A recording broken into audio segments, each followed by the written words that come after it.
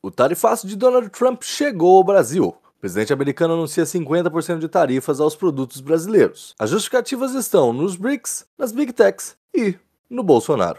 Eu sou o Guilherme Moura. Eu sou o Lucas Rett. E eu sou o Pedro Penelas. E esse é o Degrau da Política. Eu acho que o mundo precisa encontrar um jeito de que a nossa relação comercial não precise passar pelo dólar. Ninguém determinou que o dólar é a moeda padrão. Em que fórum foi determinado? BRICS was set up to degenerate our dollar and take our dollar as the standard, take it off as the standard. And that's okay if they want to play that game, but I can play that game too. So anybody that's in BRICS is getting a 10% charge. Por isso, a partir de 1º de agosto, empresas brasileiras que desejarem acessar o maior mercado consumidor do planeta estarão sujeitas ao que se pode chamar de tarifa morais. E que Deus abençoe os Estados Unidos da América. A gente que já cobre aí o Trump há muito tempo, tal, a gente sempre fala nos programas de tarifas que o Brasil não entrava nos olhos do presidente americano, ele parecia ser muito desinteressado com a América Latina em geral, mas com o Brasil especificamente nunca falou sobre nada, tal. Isso se dá, claro, pelo superávit, né? A gente não estava ali na linha matemática que ele traçou para fazer as tarifas, mas ocorreu que talvez a cúpula dos BRICS tenha chamado a atenção dele e ele finalmente resolveu olhar para o Brasil, né? E aí nessa quarta-feira, dia 9 de julho, o Brasil é o país hoje mais tarifado do mundo, né? Tudo começa, talvez o ponto zero de fato dessa discussão seja o Fórum dos BRICS que aconteceu no Brasil aí na última semana. A gente tinha até pensado em fazer um programa específico sobre isso, mas os eventos acabaram se confluindo para a gente discutir tudo de maneira conjunta. Esse programa é uma evolução. Esse programa é uma evolução, exato. E assim, quando eu tava pensando na origem, a questão dos BRICS, primeira coisa, nunca ninguém imaginou que um acrônimo criado em 2001 fosse gerar uma tarifa de 50% nos produtos brasileiros em 2025, né? Mas, vencendo essa anedota, eu acho que a questão que a gente tem que começar o debate é que, de fato, assim, essa ampliação dos BRICS que aconteceu aí recentemente, passando até África do Sul, Egito, Emirados Árabes, Etiópia, Irã, Indonésia e Arábia Saudita como membros de uma cúpula, perdendo o anacrônimo, né, porque não é mais BRIC, é sei lá o quê, é claro e óbvio de interesse chinês, né? A China mantém um bloco alternativo, tem construído relações mais solidificadas com a diplomacia de diversos países, principalmente países que não têm a relação mais azeitada com os Estados Unidos. Assim, claro, entre os BRICS a gente tem grandes rivalidades, acho que Índia e China, que já são membros originais, a gente já entende questões muito sensíveis e diferenças muito significativas em relação à sua expressão em política externa. Mas assim, o movimento de Donald Trump aprofunda essa procura por novas parcerias comerciais e novos blocos econômicos que possam dar uma certa estabilidade. Porque quando a gente fala do programa das tarifas, quando a gente estava falando sobre as tarifas lá, pouquíssimos meses atrás, a gente comentou exatamente isso. Essa questão das tarifas vai ficar indo e voltando, ele vai passar 50%, depois 100%, depois 300%, voltar atrás, quer dizer, tem pouquíssima estabilidade do ponto de vista do comércio internacional. E eu acho que é natural que os países vão procurar países parceiros que consigam fechar blocos que sejam um pouco mais homogêneos, para dar uma certa previsibilidade para os setores interessados das economias dos seus respectivos países. E aí eu acho que essa extensão dos BRICS movimentada e pavimentada pela China faz todo sentido, principalmente para alguns países que vão ser especialmente beneficiados, inclusive a própria China, né? Pô, eu não consigo tirar esse escalonamento discursivo que o Lula fez essa semana com a matéria do The Economist que a gente tratou aqui. Eu achei que essa semana, uma semana após a matéria, ele tentou ali se projetar mais, tal, talvez como uma resposta. Ele casou com a parte da ruptura com o Congresso também, né? Aí ele se projetou mais como administrador de questões internas, eu achei. Pode ser. A mídia tava falando, e a gente que chegou a criticar isso, de que os jornais estavam falando que a cúpula dos BRICS seria mais esvaziada, porque o Xi Jinping não iria, aí falaram que era Janja, tal, a gente chegou a criticar essas justificativas, não, o Xi Jinping veio por outros motivos, não veio, aliás. E aí eu achei que, considerando que a China é um adversário do Brasil, em alguma medida dentro do bloco, eu achei que o Lula tentou voltar a ter um protagonismo dentro da parada. Tanto que ele falou abertamente sobre desdolarização, né? E aí eu acho que esse foi a virada de chave, assim. Sim. Se fosse mais uma cúpula dos BRICS sobre nada e chegando a lugar nenhum, o que se veiculou? De, não, porque os BRICS passaram pano pra Rússia, condenaram a guerra no Oriente Médio, mas também não falaram muito. Essas coisas, eu acho que até vai tudo bem. Porque meio que ninguém espera mesmo que os BRICS vão ter outra posição, visto que tem a Rússia e agora o Irã como seus membros. Mas pra mim a parada da desdolarização, assim, pegou feio, assim. Isso aí que eu acho que deu um alerta vermelho lá na Casa Branca. É assim, quando o Trump emite a nota, fala dos BRICS, e é isso, assim, concorde ou não, ouvinte, é compreensível. ele querer taxar os BRICS. Ele falou isso, e está no projeto dele, se afeta a dolarização, ele vai retaliar. Aí as outras duas justificativas eu deixo mais com o Paul Krugman, hoje, que falou que era uma medida maligna e megalomaníaca. Essa coisa de intervenção do Bolsonaro e do Supremo, que eu também achei, fazendo talvez uma autocrítica até, porque eu achei um absurdo a nota, enfim. Essas duas condições, né, Bolsonaro livre e sanção no Xandão, foi uma maneira, assim, de alegrar o Steve Bannon, que se pronunciou hoje, Se inclusive. pronunciou, mais enfaticamente, inclusive. Sim. Contradizendo o Bolsonaro, que quis agir como barão de Rio Branco e querer, não, eu negocio com o Trump, e aí na hora o Bannon falou, não, Soltem sabe, os dois não se comunicaram, né? Aliás, eu acho que ninguém se comunicou, pelo menos no núcleo da direita, eu acho que ninguém se comunicou Ninguém, pra nada ninguém. nisso, né? Nem o Eduardo, que assumiu a paternidade. Vocês acham que o lobby do Eduardo funcionou mesmo? E em alguma medida não funcionou, porque o Trump fala abertamente do Bolsonaro, tal. Mas qual foi o peso real, assim, dele? O que o Eduardo Bolsonaro queria de verdade era aquela outra lei lá, que agora me fugiu o nome, mas que é para embargos de bens de pessoas, né?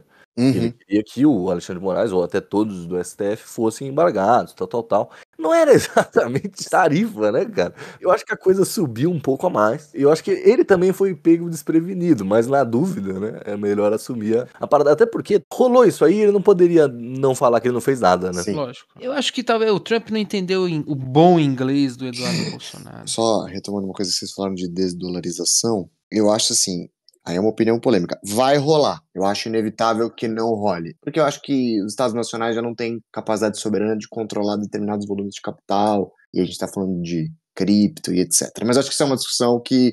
Mas eu acho que o Trump sabe, e eu acho que seus analistas sabem, e eles querem controlar esse processo de desdolarização. Eu acho que é por isso que ele é tão investido quando essas questões aparecem na pauta. Até porque, cara, eu não acho que o Trump é uma pessoa que liga pra forma com que o dólar foi instituído no mundo, né? Ele Totalmente. parece entender que a diminuição do valor do dólar também ajuda na compra e venda americana e assim por diante, né?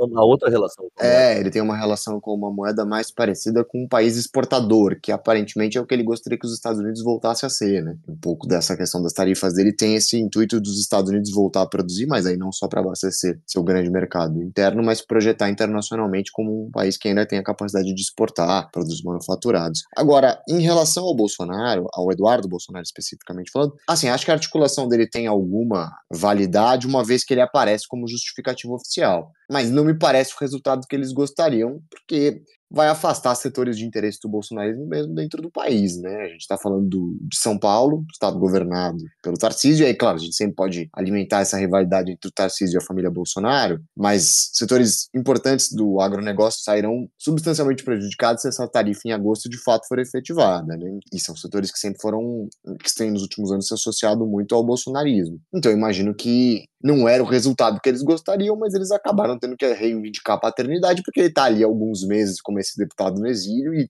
justifica a sua presença nos Estados Unidos para ter esse intercâmbio maior com o Donald Trump, tentar reverter a situação do pai no Supremo Tribunal Federal. Agora, assim, do ponto de vista do pedido, da carta do Trump, que ele pede para que o Bolsonaro tenha um julgamento mais justo, um julgamento das urnas, como ele colocou, sim. Isso não é uma condição de negociação, né? Numa democracia, o presidente da República não consegue interferir no julgamento do Supremo Tribunal Federal, né? Ele não está pedindo uma coisa que o presidente possa fazer. Olha, você poderia... Não, ele está pedindo que o presidente tenha poderes excepcionais, que ele não tem pela nossa Constituição. Não é, de fato, uma negociação que está posta. Você vai negociar o quê nesses termos? Se a condição pedida é... Descumprimento constitucional. Exato, não existe. Então, assim, me parece muito mais uma justificativa oficial para essas outras questões. E eu acho que a desdolarização é uma preocupação, a influência da China é outra, até porque os BRICS servem para exportar produtos que talvez possam ser taxados pelos Estados Unidos com tarifas mais elevadas. A gente até falou sobre isso. Você vai tarifar 40% de determinado país, ele pode exportar seu produto para um país que tem uma tarifa menor e esse país exportar para os Estados Unidos. Então acho que existe esse escalonamento de tarifas, isso incluindo a Rússia. A Rússia fez isso desde que entrou na guerra contra a Ucrânia como forma de levantar divisas. E aí eu pergunto para você, economista, tudo bem, passa a valer as tarifas. Essas tarifas valem para o Mercosul tudo? Porque a nossa aduaneira é compartilhada, não é? Nossa aduaneira é compartilhada, em tese sim. E aí eu fiquei pensando se o Lula também não vai acabar sofrendo uma pressão regional aqui, porque a galera vai começar a tomar de rebote, né? Eu vou falar que eu acho que elas não vão ser implementadas em agosto. Entendeu? Acho que no final das contas é bravata. Alguma tarifa vai acontecer, como tem acontecido. Eu acho que a bravata não explica tudo. Mas eu não acho que vai ser uma tarifa de 50%. Eu acho que até agosto esse cenário já vai ter se alterado bastante. Até porque a data era junho, julho, agosto. Daqui a pouco a gente vai ter a data para 30. Mas é uma estratégia de negociação. A gente até falou sobre isso quando a gente estava falando do programa das tarifas. E aí eu acho que tem um erro de apreciação por parte do governo americano. Eu acho que eles ficaram com a expectativa. Isso já naquele primeiro dia que eles anunciaram com aquela tabela comicamente grande, os países que estavam tarifados e quantos por cento, né? De que os países correriam para fechar acordos comerciais com os Estados Unidos. E a gente sabe que até agora fechou quem? A Inglaterra. China diz que tem um acordo muito inicial. Sim, eles anunciaram aquela redução de tarifas, mas a própria China correu para afirmar que o acordo não era tão extenso quanto os Estados Unidos afirmavam que era. Então, sim, isso eu acho que foi um erro de leitura da política externa, principalmente a política externa pensando em comércio exterior dos Estados Unidos. Aí, claro, os Estados Unidos é a principal economia do mundo, mas nos últimos 30 anos os países solidificaram acordos comerciais com países que não têm uma relação direta com os Estados Unidos, e aí a gente volta para o exemplo do início do programa, os BRICS. Eu acho que os Estados Unidos não é tão central para o comércio internacional como ele era, por exemplo, nos anos 90. E eu acho que esse é o desejo do Trump. Agora o The Economist entende o porquê que existe os BRICS, né? Essa semana escancarou a importância dos BRICS, pro brasileiro, pelo menos. Mas aí eu acho complicado também, viu, cara? Porque assim, se a gente pensa que a China e a Rússia têm cacife internacional e de produção e de gente, etc e tal, para conseguir responder minimamente qualquer ameaça do governo americano, qualquer coisa nesse sentido. O Brasil tem, entende? Tem menos. Não vai ser um fim do mundo aqui para os produtos brasileiros também, porque a gente vai escoar a produção para a China, provavelmente. E pro lado americano também, assim, vai ter um baque talvez em alguns produtos. O pessoal fala de café e laranja, né? Mas também não é nenhum fim do mundo. E aí que eu entro a parada da tecnologia. O que a gente mais consome de produtos americanos, ainda que tudo bem, os produtos não são feitos nos Estados Unidos, as empresas já são globais e assim por diante, tal, mas produtos de tecnologia a gente é super dependente. O mercado chinês ainda é um mercado que está entrando, e isso pode ajudar a entrar com mais força. Inclusive a BYD já tem comercial em português. Mas a gente ainda é super dependente de produtos de tecnologia americano. E se você olhar esse pacote de tarifa que entra agora, ele tá mirando em países asiáticos, como a Coreia do Sul, Japão, os países lá do Sudeste Asiático e tal, que são todos países que produzem micropecinhas, microchips, semicondutores, etc. E nós, que entramos no meio aí do balaio. E aí, semana passada, o STF deu um primeiro start lá no que seria a regulamentação das redes de verdade, né? A responsabilização das Big Techs por alguns crimes, etc e tal. Isso chega a ser comentado tanto na carta do Trump quanto na resposta do Lula e assim por diante. Então, acho que esse foi uma justificativa estratégica pro Brasil entrar nesse balaio, sabe? A gente não produz. Mas a gente consome, né, cara? O Brasil, eu acho que depois da Índia, é o maior consumidor, assim, dessas empresas do Google, da Meta, etc e tal. Até do TikTok, eu acho que depois da China, a gente é o que mais consome TikTok, enfim, pro mercado chinês também é importante, assim por diante. E isso é uma política que vai impactar diretamente essas empresas. Porque a gente vem falando de como, até depois da saída lá do Elon Musk, vamos lembrar que o Elon Musk teve problemas direto com o Alexandre de Moraes, né, com o STF, na pior época da minha vida, quando o Twitter caiu. E, então, assim, eles já têm um histórico. A justiça brasileira já é tida como dura para esse tipo de empresa. E esse tipo de movimentação, acho que as coisas só foram somando, sabe? Acho que a questão das Big Techs e o fato do nosso maior mercado hoje, aquilo que verdadeiramente impacta nos Estados Unidos, é o que a gente consome de rede. É o que a gente consome dessas empresas de tecnologia. E que aqui a gente quer tratar como empresa de comunicação, enfim, que seja. Esse talvez seja o ponto onde a gente fica favorável na balança, sabe? Nós temos um grande mercado aqui que pode fechar para você e pode entrar. Também não tô falando que as pessoas aqui no Brasil vão deixar de usar o WhatsApp para usar o WhatsApp chinês. Claro que isso não vai acontecer. Mas isso pode. Como a gente teve uma grande substituição dos carros elétricos que estavam entrando aqui, por agora só tem BYD. Enfim, essas coisas mudam, né? Eu acho que outra questão que é muito relevante aí, a questão de como o Brasil vai tratar essa regulamentação das Big Techs, é o impacto e os desdobramentos que isso podem ter na União Europeia. Eu me lembro, você trouxe a questão do Elon Musk no período de suspensão do Twitter, e à época já tinham se levantado isso, que a União Europeia via o processo brasileiro como um possível norte para pensar nessa regulamentação em níveis continentais. E aí, claro, você vai ter dois mercados muito grandes atingidos com alguma proximidade. E aí, claro que essas grandes empresas norte-americanas não têm interesse nisso. A gente cobre no nosso primeiro programa a participação ampla desses CEOs na posse do Trump. E eu acho que esse movimento do Trump é, de certa maneira, uma cobrança desses caras que endossaram e até reviram diversas políticas de inclusão, de contratação de funcionários. E esse processo tem acontecido nos últimos meses.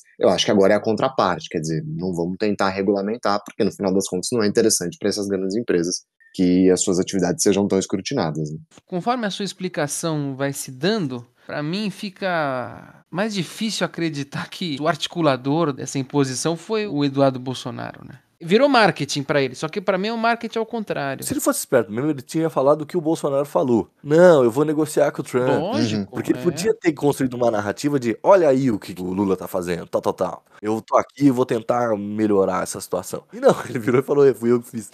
E aí você vê como a campanha presidencial já começou, porque o Tarcísio já quis se lançar, né? O Haddad devia trabalhar, o Supremo Tribunal Federal devia se articular, o Lula devia também fazer as coisas, o Lula está se isolando.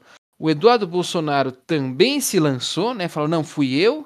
E por incrível que pareça, o mais sensato foi o ex-presidente. O Bolsonaro foi assertivo nessa aí, viu? Isso, sensato. Sensato não, mas assertivo, Foi né? quem se planejou mais, entendeu? Isso, Os outros dois se lançaram muito rápido e mostra como a campanha, já mostra como a campanha já começou. Um cara que deve estar bravo é o próprio Tarcísio, né? Sim. Que a gente só via o Bolsonaro cada vez mais se queimando e a possibilidade de um acordão cada vez mais clara, tal, e agora ele tem realmente um braço internacional. Aquela parada que a gente falava lá do primo estrangeiro vindo ajudar, tá rolando. Sim. O Tarcísio pisou na lama, eu achei. Ele apagou a foto dele com o boné do Maga. Apagou, né? Ridícula a foto, enfim.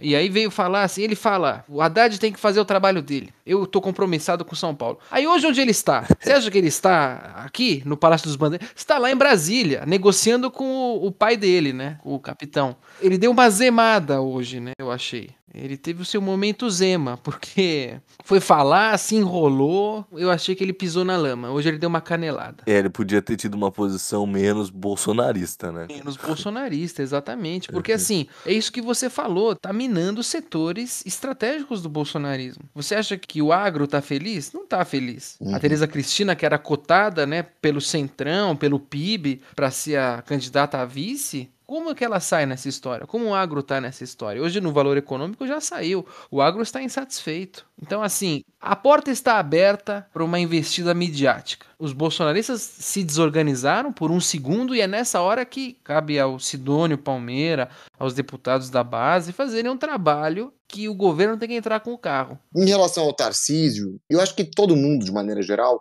quer ver o Tarcísio como mais moderado que o Bolsonaro e que esses apoios que ele faz ao Bolsonaro são simplesmente uma questão de conjuntura, de que ele precisa contar com esse apoio. Mas assim, cada vez mais eu tenho essa dúvida, porque ele é bolsonarista. Eu acho que o comportamento que ele teve hoje reflete uma preferência político-ideológica da parte dele, e que é legítima em todos os sentidos, mas eu acho que não dá para imaginar que o Tarcísio é algo diferente disso. É querer enxergar alguma coisa que por enquanto não tá lá. Ele, como governador, em quase todas as oportunidades, se alinhou politicamente ao bolsonarismo. Na sua política de segurança pública, na sua defesa enfática da família, na participação nas manifestações. Então, assim, eu acho que há uma boa vontade com o Tarcísio, porque enxerga-se nele uma versão mais moderada do Bolsonaro, mas com a capacidade de capilarização eleitoral que muitos políticos do Centrão não têm. Mas, por enquanto, é uma miragem, né? É um desejo, é um wishful thinking, não é realidade ainda. E eu acho que inevitavelmente o Lula vai se beneficiar. Eu acho que é inevitável que ele se beneficie porque é uma agressão. Assim, a gente pode entrar em todos os motivos, justificativas, big techs, julgamento do Bolsonaro no Supremo, desdolarização, mas o movimento de taxar produtos brasileiros partiu dos Estados Unidos, então é muito fácil você criar uma narrativa que vá antagonizar com intervenções americanas, que não é um cenário inédito para o Brasil nem para a América Latina. E é uma coisa que o PT já advoga há muito tempo, não é um partido que vai fazer uma grande reconversão ideológica para conseguir comportar esse discurso, muito pelo contrário. Então, assim, nesse sentido, eu acho que o Lula não tem como sair prejudicado, pelo menos não do ponto de vista de popularidade no curto prazo. Não tenho tanta certeza que o governo vai conseguir sair fortalecido disso, viu?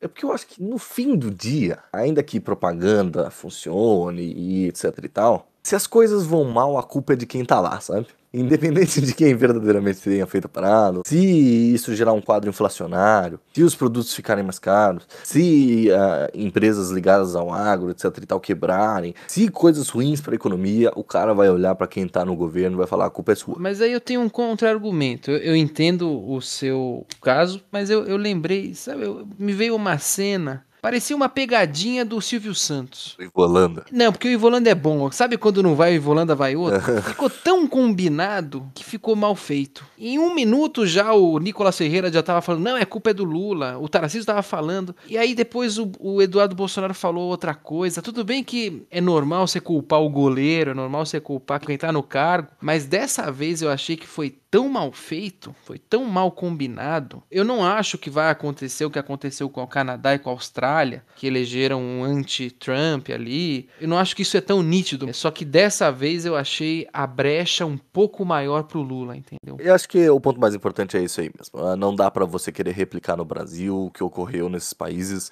que é completamente diferente. Eu acho que a disputa eleitoral que vai se dar nessa narrativa tá muito aberta no Brasil. Acho que as possibilidades estão aí. Eu acho que é uma questão de reagrupamento do governo. O impacto entre os eleitores bolsonaristas vai se diluir como se diluiria qualquer coisa que partisse do campo progressista. Não acho que existe grande esperança de uma reconversão política e ideológica, mas eu acho que dá ao governo uma unidade, coisa que ele não tinha. E eu acho que essa possibilidade de se contrapor e até instrumentalizar esse discurso nacionalista para justificar, por exemplo, uma inflação mais elevada, dá a possibilidade do governo recuperar um pouco seu monopólio do político, em termos bem schmittianos aqui. Eu acho que existe essa possibilidade do governo se reagrupar nesse binômio de a defesa da soberania nacional versus o interesse estrangeiro. Se isso consegue se instrumentalizar numa articulação mais ampla até 2026, é a dúvida que eu tenho. Eu acho que os casos do Canadá e da Austrália, além da importância que os dois países têm em relação ao comércio com os Estados Unidos, que é bem diferente da relação brasileira, do Canadá em especial, por ser um vizinho, a particularidade dos dois é que era no ano eleitoral. Eu acho que